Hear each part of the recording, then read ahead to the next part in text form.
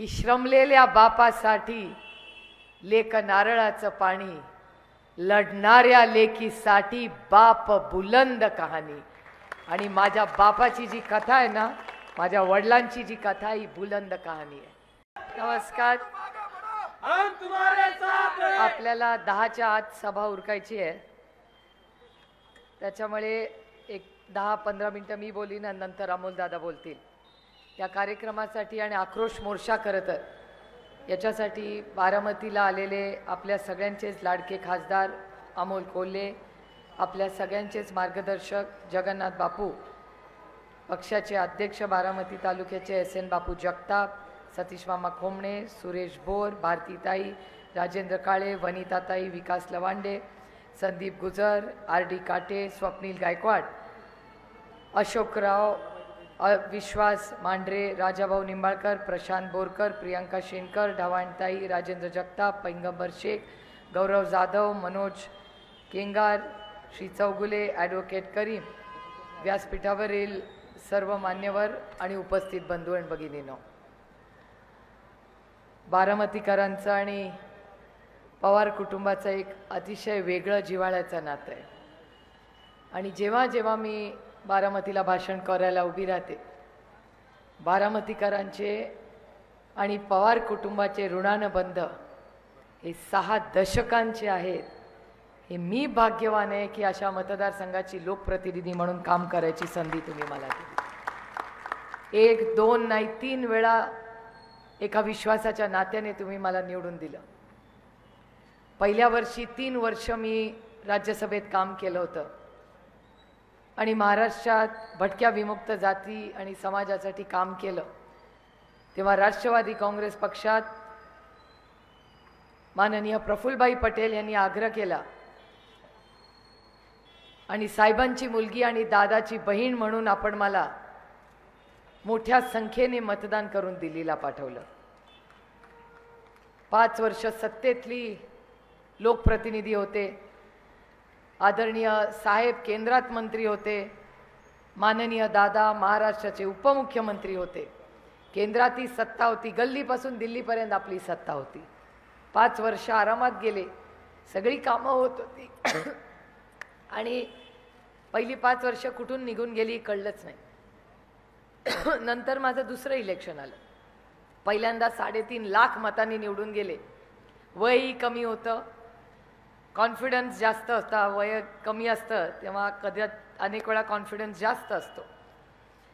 आणि तो असताना त्या इलेक्शनमध्ये एक वेगळं वातावरण आलं। काँग्रेस आणि राष्ट्रवादी काँग्रेस पक्षाच्या विरोधात माहोल देशातही होता, राज्यातही होता। अनेक भ्रष्टाचाराचे आरोप त्या काळात झाले आणि अपेक्षित असं यश आपल्याला आलं नाही। पण त्याही काळात कितीही दूषित वातावरण राज्यात आणि देशात असलं तर बारामतीच्या मायबाप जनतेने मोठ्या संख्येने मला मतदान करून एका विश्वासाच्या नात्याने दुसऱ्यांदा पाठवलं। याबद्दल मी तुमचे पुन्हा एकदा मनपूर्वक आभार मानते। त्या काळात पहिल्यांदा लढायला शिकले आणि मला अभिमान वाटतो तुम्हाला सांगताना की गेल्या काही महिन्यात माझ्या आयुष्यात 3-4 महत्त्वाची बक्षिसं मला मिळाली। पहिलं बक्षीस म्हणजे 8 वर्ष सातत्याने या देशात 1 नंबरचा लोकसभेचा मतदारसंघ म्हणजे बारामती लोकसभा मतदारसंघ, याचा मला सार्थ अभिमान आहे। तिथे माझं नाव लागत नाही, तिथे मतदारसंघाचं नाव लागतं। आणि एक गोष्ट आदरणीय पवार साहेबांनी मला पहिल्या दिवशी मी निवडून गेले त्या दिवशी मला सांगितली होती की आम्ही जेव्हा पार्लमेंटमध्ये चढतो तेव्हा जुनी सुंदर पार्लमेंटची बिल्डिंग होती। ती बिल्डिंग चढताना लाल कार्पेट आहे, असंच कार्पेट आहे, आणि ते चढल्यावर गेट नंबर 1 मध्ये आपण जातो। पवार साहेब आणि मी एकत्र गेलो, गेट नंबर 1ला आम्ही दोघंही गाडीतून उतरलो आणि उतरताना साहेबांनी मला तो जिना दाखवला आणि मला सांगितलं हा जिना आहे ना, हा गेट नंबर 1 आहे, तू पहिल्यांदा लोकसभा निवडून ह्या जिन्यावरनं चढतेस। आधी मी राज्यसभेत होते 3 वर्ष। त्यांनी मला असं सांगितलं की हा जिना चढताना ज्या ज्या वेळेस तू तुझ्या मतदाराला लक्षात ठेवशील हा जिना चढू शकशील, ज्या दिवशी मतदाराला विसरशील हा जिना तुला चढता येणार नाही, हे आयुष्यभर ब्रीदवाक्य म्हणून लक्षात ठेव. आणि मी जेव्हा जेव्हा तो जिना चढते, आजही जेव्हा चढते, आता नवीन बिल्डिंगमध्ये चढते, पण मी बारामती लोकसभा मतदारसंघाचे हे उपकार आयुष्यभर विसरणार नाही, हे मला या कार्यक्रमाच्या निमित्ताने आपल्याला सांगायचं. हे ऋणानं बंद आहेत, उपकार प्रेम. कारण बारामतीत माझा जन्म पुण्याला झाला, कारण का माझ्या आईचं माहेर पुणे आहे, पण माझ्या आयुष्याची सगळी ज्या महत्त्वाच्या घटना आहेत ना त्या अमराईत झालेल्या आहेत. अमोलदादा याच्या मागे एक फरलांग पण नसेल, तिथे अमराईला आमचं ओरिजिनल आहे. पवार फॅमिली काठ्याच्या वाडीची, पण माझी आई लग्न होऊन अमराईत आली आणि अमराईचा बारामतीचा बंगला हा आमच्या सगळ्यांसाठी अतिशय प्रिय. अमराईत राहायचं, आम्ही अमराईत राहिला होतो आणि अजितदादांचे वडील अनंतराव पवार यांनी माझ्यावर प्रचंड प्रेम केलं. हे तात्यासाहेब काका आम्ही प्रेमाने त्यांना म्हणायचो. तात्यासाहेब काका मी 6 महिन्याची असल्यापासून मोटरसायकलवरनं यायचे काठ्याच्या वाडीवरनं. मला त्या अशी माझी आई सांगते, मला त्या मोटरसायकलवर झोपायचे आणि मला काठ्याच्या वाडीला घेऊन जायचे. दिवसभर मी तिकडेच असायची. त्यांना वेळ असेल, त्यांचं माझ्याशी खेळ पडून झालं, कारण का त्यांची 4ही मुलं माझ्यापेक्षा मोठी होती, की झालं की झोपायची वेळ झाली की माझ्या आईकडे ते येऊन सोडायचे. माझं सगळं लहानपण ते गेलं ते आशा काकी, माझ्या मोठ्या काकी आणि तात्यासाहेब काकांबरोबर गेलं. आणि इथे डावीकडे मगाशी मला आश्चर्य वाटलं की शाकंभरीचं दुकान का बंद आहे, कारण का सगळ्यात जास्त आईस्क्रीम मी आयुष्यात कुठलं खाल्लं असेल ना ते शाकंभरीचं खाल्लेलं आहे. आठवतं तो ग्लासाचा कप असायचा, हिरवा आईस्क्रीम असायचं. आत्ता दुकान पिस्ता, आठवतं तुम्हाला? आठवतं आपलं लहानपण होतं ते. आणि शाकम तेव्हा काय कोण नव्हते बारामतीत, ना व्हॅनिला होतं ना काय होतं. शाकंभरीचं हिरव्या रंगाचं पिस्ता आईस्क्रीम असायचं आणि तिकडे आम्ही जायचो. केवढ्या आठवणी आहे तिथल्या. आणि जेव्हा जेव्हा मी बारामतीत येते तेव्हा एक गोष्ट मला काय त्या दासू वैद्याच्या मनात आलं असेल, पण त्यांनी माझ्यासाठी जेव्हा मी स्त्री भ्रूण हत्येच्या विरोधात लढत होते तेव्हा त्यांनी एक कविता माझ्यावर लिहिली होती. आणि ती कविता आज मला म्हणजे 10 वर्षापूर्वी लिहिलेली कविता आज माझ्या डोळ्यासमोर रोज येते. कारण त्या कवितेत असं लिहिलं होतं की श्रमलेल्या बापासाठी लेक नारळाचं पाणी, लढणाऱ्या लेकीसाठी बाप बुलंद कहाणी. आणि माझ्या बापाची जी कथा आहे ना, माझ्या वडिलांची जी कथा ही बुलंद कहाणी आहे. माझ्या वडिलांचा कोण काका मामा वडील, जे दादाची आणि माझी गोष्ट, दादाचे काका माझे वडील, त्याच्यामुळे मला आणि दादाला सॉफ्ट लँडिंग होतं. जे पवार साहेबांना सॉफ्ट लँडिंग नव्हतं, त्यांचा कोण काका मामा नव्हता, हेच होते त्यांच्याबरोबर सगळे. आणि अनेक अशी कुटुंब आहेत, यांचं कुटुंब, राम मंदिर मधली सगळी फॅमिली, शाह कुटुंब, अशी किती कुटुंब मी तुम्हाला सांगू, जी ज्या काळामध्ये घरदार सोडून आदरणीय पवार साहेबांबरोबर प्रचाराला फिरत होते. सोनेचे ते दिवस, कुठला बॅकग्राऊंड नव्हतं, काका मामा वडील कोणी कोणी राजकारणात नव्हतं, आणि शून्यातून त्यांनी हे विश्व उभं केलं.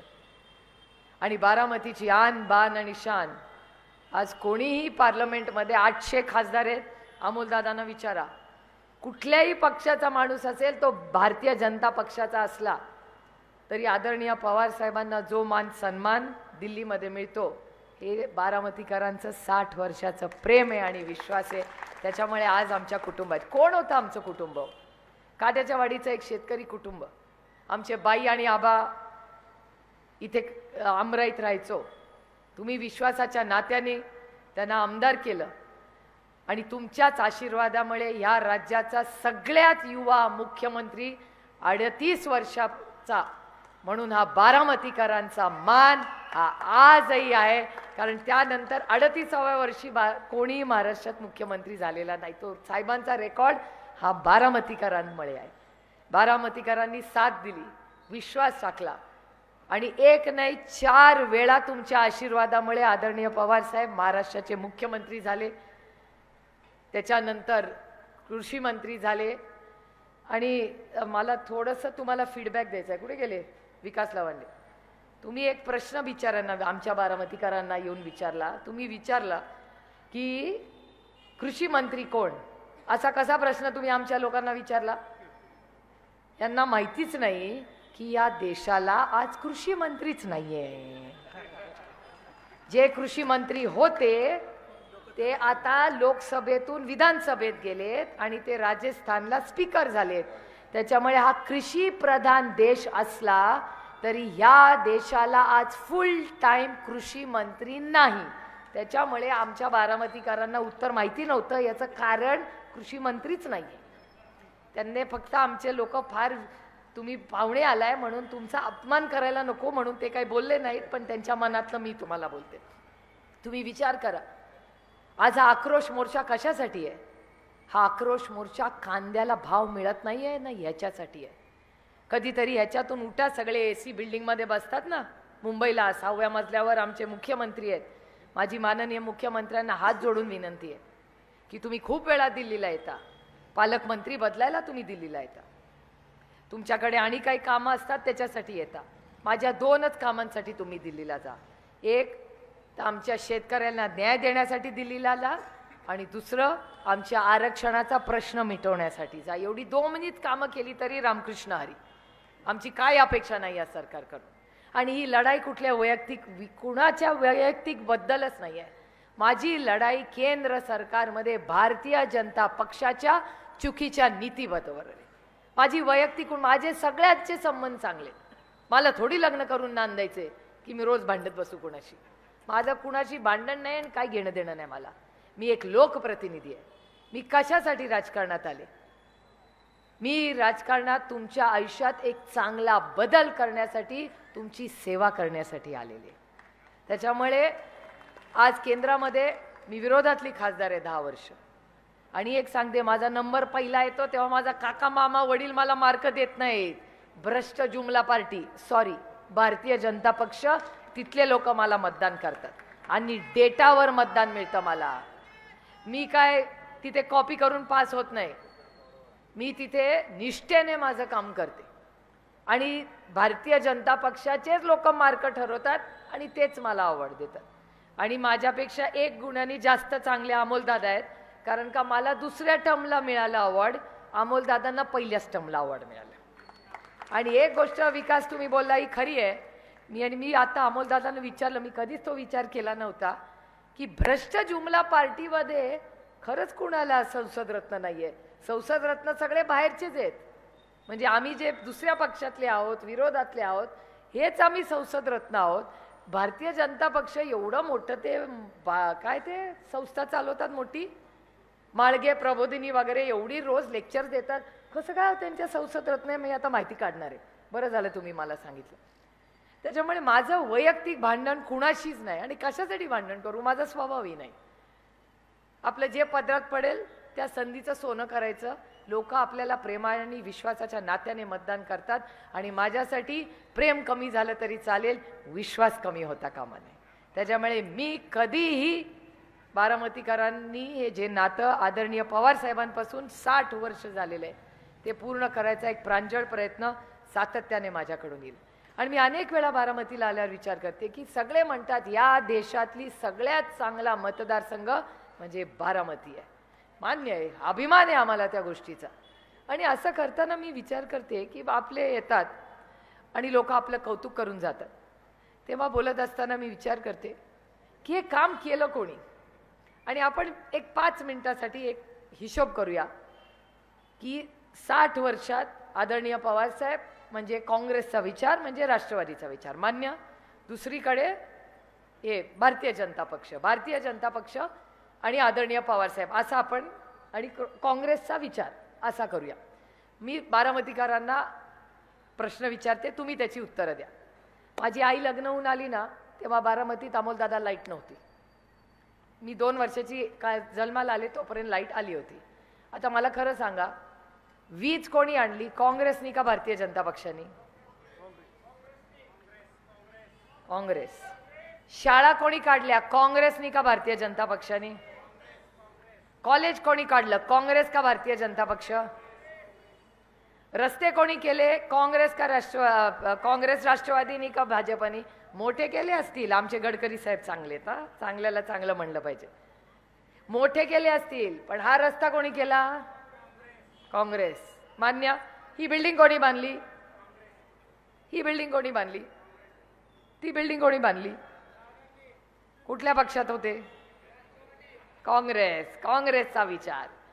आता मला तुम्ही सांगा, वीज काँग्रेस आणि राष्ट्रवादीच्या काळातली, रस्ते, कॉलेज, ते हॉस्पिटल कोणाच्या काळात झालं? काँग्रेस. मोबाईल कुणाच्या काळात आला? काँग्रेस. व्हॉट्सॲप कुणाच्या काळात आला? काँग्रेस. इंस्टाग्राम बेटा कुणाच्या काळात आलं? काँग्रेस. तर मग सगळंच काँग्रेसनी केलं, तर मग भारतीय जनता पक्षाने केलं तरी काय? त्यांनी फक्त भ्रष्टाचार केला, त्यांनी जुमलेबाजी केली आणि पार्टी केली.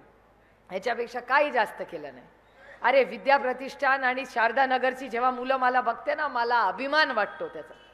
कुठेही गेलं, काय विचार करून आमचे काका आप्पासाहेब पवार आणि शरद पवारांनी या संस्था काढल्या असतील. आज कृषक आहे ना, कृषी विज्ञान केंद्र ह्या राज्यातलं नाही, देशातलं 1 नंबरचं कृषी विज्ञान केंद्र हे तुमच्या आणि माझ्या बारामतीतलं आहे. अर्थातच राजूदादांचं खूप मोठं योगदान आहे त्याच्यात. राजूदादांनी खूप जातींनी लक्ष घातलं आणि त्याच्यामुळे तो प्रश्न सुटला. विद्या प्रतिष्ठानमध्ये अनेक वर्ष अनेक कुटुंबांनी, ह्यांच्या भगिनी पण आहेत त्याच्यात, किती कुटुंबांनी मोठं योगदान तिथे दिलं आणि आज विद्या प्रतिष्ठानसारखी मोठी संस्था उभी केली. सगळ्यांचे कष्ट आहेत त्याच्यात. एक माणूस काही करू शकत नाही. आदरणीय पवार साहेबांनी तुम्ही साथ दिली, एवढी मोठी टीम झाली आणि त्याच्यातून एवढी मोठी बारामती सगळ्यांच्याच प्रयत्नातून, प्रेमातून आणि विश्वासातून मोठी झाली. हे सगळं जे आहे ना आज, हे आपल्या सगळ्यांच्यामुळे झालेलं आहे. आणि हा आपल्याला आज दुर्दैवाने काय आम्हाला करावं लागतंय. तुम्ही म्हणला माझा नंबर पहिला पार्लमेंटमध्ये आला. हो, तुमच्या आशीर्वादाने आला. आणखीन एक गोष्ट तुमच्या आयुष्यात, तुमच्या आशीर्वादाने माझ्या आयुष्यात झाली की इंडिया टुडे नावाचं एक मोठं पत्रक आहे, मॅगझिन आहे. त्याच्यात या देशातल्या 100 महिलांमध्ये 6 महिला 100 पैकी ह्या राजकारणातल्या आहेत आणि या 6 पैकी एक द्रौपदी मुर्मू आहे, एक निर्मला सीतारामन आहे, एक मायावती जी आहेत, एक मला वाटतं स्मृती इराणी आहेत, एक वेस्ट बेंगॉलच्या मुख्यमंत्री ममता बॅनर्जी आहे आणि एक तुमची बारामतीची लेक आहे.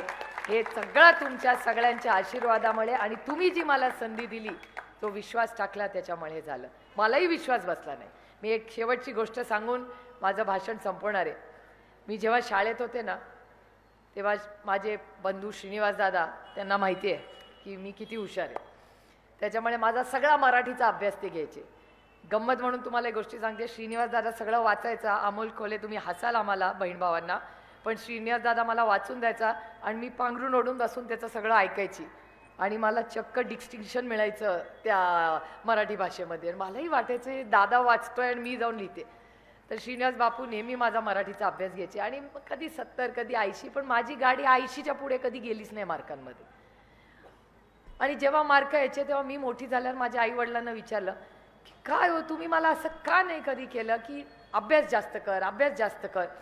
तर माझे वडील म्हणले, हे बघ सुप्रिया, जेवढी बुद्धिमत्ता होती ना तेवढेच मार्क पडायचे. त्याच्यामुळे मला वाटायचं की माझी बुद्धिमत्ता 70 आणि 80, आपली गाडी काय पुढे जाणार नाही. औकात में रहो सुप्रिया सुळे, आपलं गाडी पुढे गेली पुढे गेली पुढे गेली. आणि जेव्हा पार्लमेंटमध्ये पहिला नंबर आला, ती आत्मविश्वास आई वडिलांमध्ये इतका होता, मला खरंच वाटलं नाही. मी आपलं परत चेक केलं, नक्की आपलंच नाव आहे बा, मतदारसंघ तर बरोबर आहे, नाव आपलंच आहे ना. मी पहिली आल्यावर घरी गेले आणि माझ्या वडिलांना म्हणलं की अहो मी पार्लमेंटमध्ये पहिली आली. तर ते म्हणले, हो तू येणारच होतीस. म्हटलं तुम्हाला कसं माहिती? ते म्हणले मुलगी कोणाची आहे. मी म्हणलं नक्की काय ते ठरवा, मग मी हुशार आहे का नाही.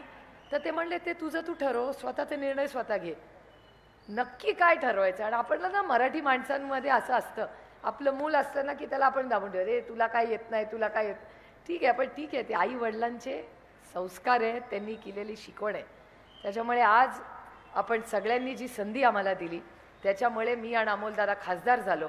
आणि आम्ही काय मागत होतो, आमचं निलंबन का झालं, आम्ही फक्त एवढंच म्हणत होतो की आम्हाला कांद्यावर आणि दुधावर, सोयाबीन कपासावर भाव मिळत नाही आहे, ह्याच्यावर आम्हाला 2 मिनटं बोलायला द्या. आम्ही दोघं हातात छोटे कांदे घेऊन आपलं उभे राहिलो होतो हात जोडून की मायबाप सरकार आहात तुम्ही भारतीय जनता पक्ष, आम्हाला ह्याच्यावर बोलू द्या. तुम्हाला आश्चर्य वाटेल, आम्हाला दोघांनाही बाहेर काढलं. आणि का काढलं? कारण आम्ही शेतकऱ्याला न्याय मागत होतो. मी एवढ्या बारामतीकरांना शब्द देते की तुम्ही पहिला परत निवडून दिल्यानंतर एक नाही, कदाचित आपली सत्ता येईलच, त्याच्यामुळे तुम्हाला तो दिवस येणारच नाही. कारण का आदरणीय पवार साहेबांनी या देशातली सगळ्या छत्रपतींनंतर सरसकट कर्जमाफी कोणी केली असेल तर या बारामतीच्या सुपुत्र शरद पवारांनी केली आहे. आणि मी तुम्हाला शब्द देते, मी फक्त कुणावर टीका करत नाही, पण जेव्हा राष्ट्रवादी काँग्रेस आणि शिवसेनेचं सरकार येईल तेव्हा पहिला निर्णय आमच्या आघाडीचा असेल, म्हणजे या राज्यात अडचणीत आलेल्या प्रत्येक शेतकऱ्याची सरसकट कर्जमाफी आम्ही करू. हे रेकॉर्ड करून ठेवा माझं भाषण, कारण का आम्ही करून दाखवणार होतो. आज काय चाललंय या राज्यामध्ये? दिवसभर मला आणि अमोल दादांना अंगणवाडी भगिनी भेटतायत. आम्ही आता नाव बदललंय त्यांचं, त्यांना अंगणवाडी सेविका नाही म्हणणार, आम्ही अंगणवाडी भगिनी म्हणणार, कारण का आपल्या मुलांचं ते करतात.